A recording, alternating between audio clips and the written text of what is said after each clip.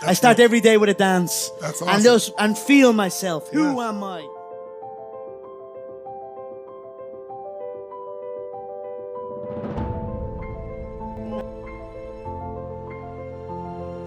What got me to where I am and where I continue to go and where I will continue to go is an insane work ethic.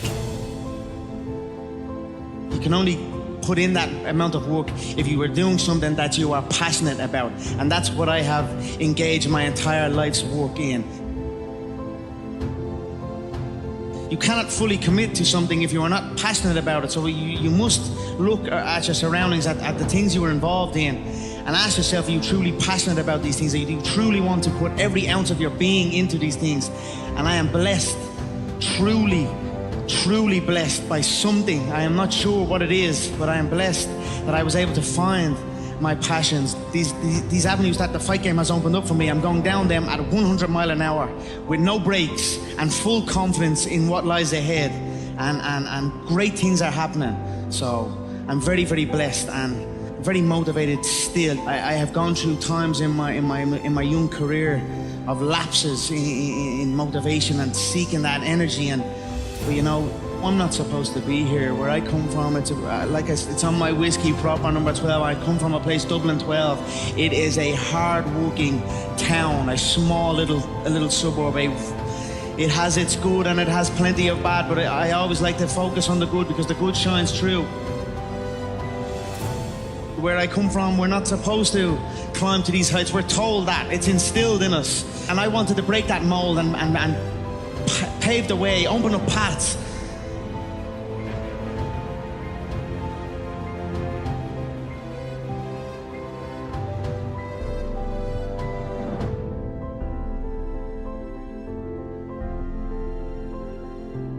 You know, like driving on them towards them building sites, and I'm just a young kid, first year apprentice plumber on a building site. They're the guy that goes to make the tea. They're the guy that goes and gets the copper pipes from the storehouse and carries it up. It's the hard work that's not respected and not admired. I was on them building sites cold and damp, and I was like looking around at fully qualified people on the site and their postures not right. That was not me. You know, I knew I could do something better. I knew I had something in me. I was training for the fight game, but no one in Ireland had made it in the fight game. An Irishman in the UFC was literally, and I mean literally, laughed at. We were laughed at when I said we were going to get to the UFC. Myself and my team were going to get to the UFC. Never mind get a win. Never mind even get a win in the UFC. Then win a belt. Then win the second belt. You know, I've just used all that fuel that I'm not supposed to do it, but I'm gonna do it, and I'm gonna outwork everyone that says I cannot do it. And that's what I did, and that's how I rose up, and long may it continue.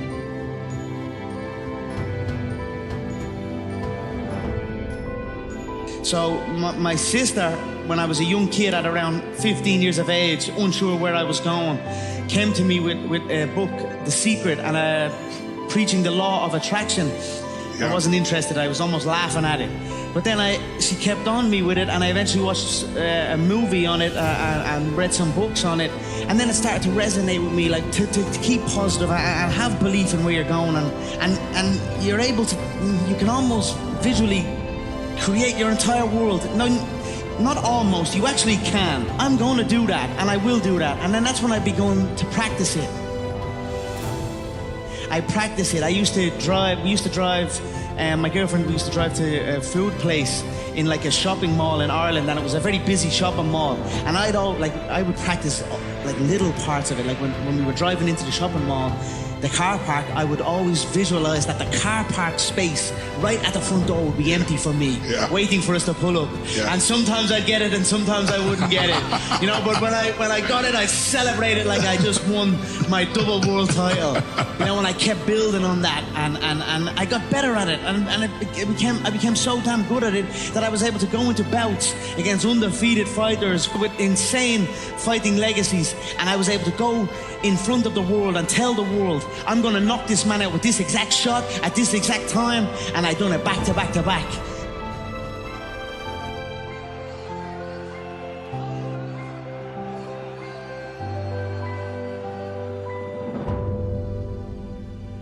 See, I was visualizing before I even knew about it. Obviously, soccer is huge in Ireland and the UK, and it was my first love, most certainly. I used to sneak out of the house late at night, and there used to be a little grass patch by my home, and I'd take the football out and play on the grass patch on my own, and I would kick the ball against the wall. And when I kicked the ball against the wall, I would imagine it was a goal, and I scored a goal, and I would run off, and I would visualize a screaming arena cheering me on. And they were my first visions of selling out arenas and you know, and doing these type of things. Although it didn't end up in the football game, I ended up in a similar one. So it all worked out, and it was all true visualization. So I was just a young kid with a dream and a belief in himself. And for many times I was laughed at and not believed in. But you know what? Nothing external can defeat the internal. The only thing that can take someone down or break you down is internal. Nothing external is strong enough. It's just about making sure your internal dialogue and your internal belief in yourself is strong enough that it can withstand the external.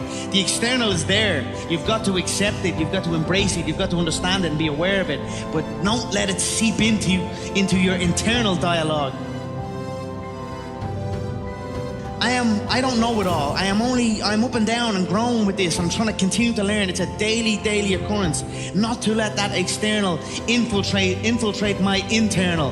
And that's what I'm trying to do right now, because I have let it infiltrate it at times. 2 belts, the first 2 ever done it, the first 2 ever, and still the only 2 ever do it, unified. You know, for so long, like in my mid to late 20s, when I started to acquire wealth and acquire money, I was fascinated with materialistic things. I would buy myself cars, watches, but I switched off of that now. It's like I realized I was spending things on material items and not things on myself, on my being, on my fitness, on my health. I've switched that completely. We've got to be in shape. I think a trait of the successful is to train early, wake up and train early. You've got to be in shape. Yes.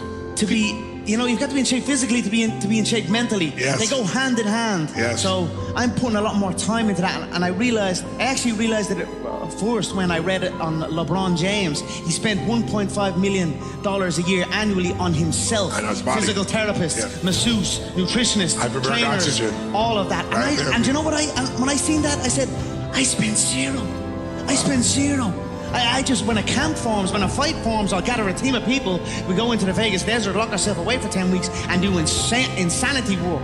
If I'm training back at home during camp, I have fighters locked in a hotel room waiting on call to be called and to come and fight me.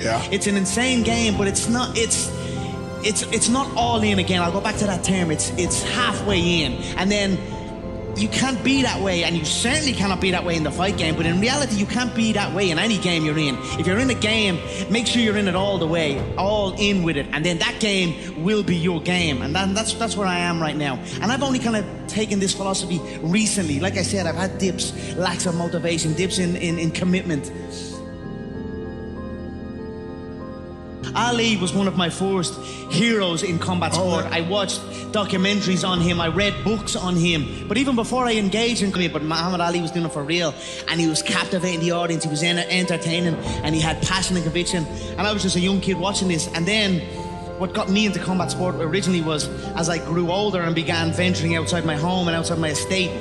Again, like I said, Dublin 12, it's a wild out town. You've got to be able to fight. You've got to be able to defend yourself. So when I ventured out, conflict began happening, and I wanted to be prepared for that and be able for that. You know, that's false toughness. The tough guy does not last in the real bullshit game. You know what I mean? That's false. I look at the tough guys back then.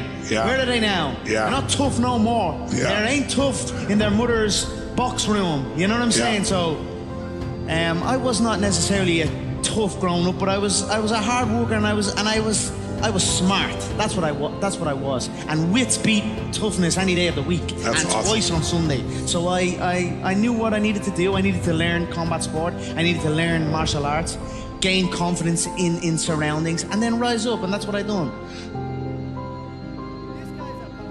Coming up, I look at, it's not trash talk to me, although it has in a way become that. I look at the opponent. I look, you know, you know yourself to know others. That's a Bruce Lee quote. If you truly know yourself, you can know others. So I know what way I feel. I know what way that man feels. I know what I can say to push his buttons. I know what he's thinking. I know what he's afraid of. I know his worries, and I put them under the spotlight. I put them out there. Yeah. I get them thinking about it. Yes. I made a Jose Aldo an undefeated champion. He was 28 years of age at the time. I made him feel like he was an old man. But he was 28 years of age. I went in, I told him what shot I was going to knock him out, and I knocked him out with that shot. So it's all psychological, to be honest. You've got to be able to control your breathing and control your emotions in there. Again, like I said, sometimes I've been up and down on it. Sure, sometimes I've riled up too much to it, and I'm only young, Tony, you know, I'm still learning the game. Yeah. And I don't claim to know it all.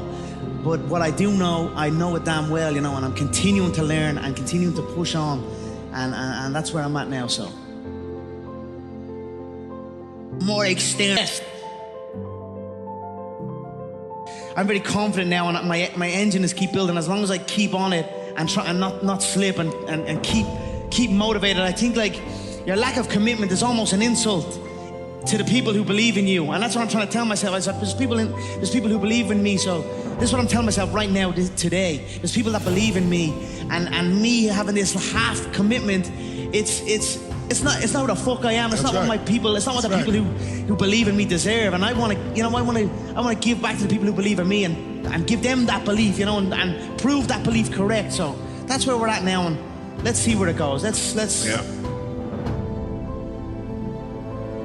I have seen a man die in this game. I was ringside. I cornered a man who killed a man. A couple of days after that, the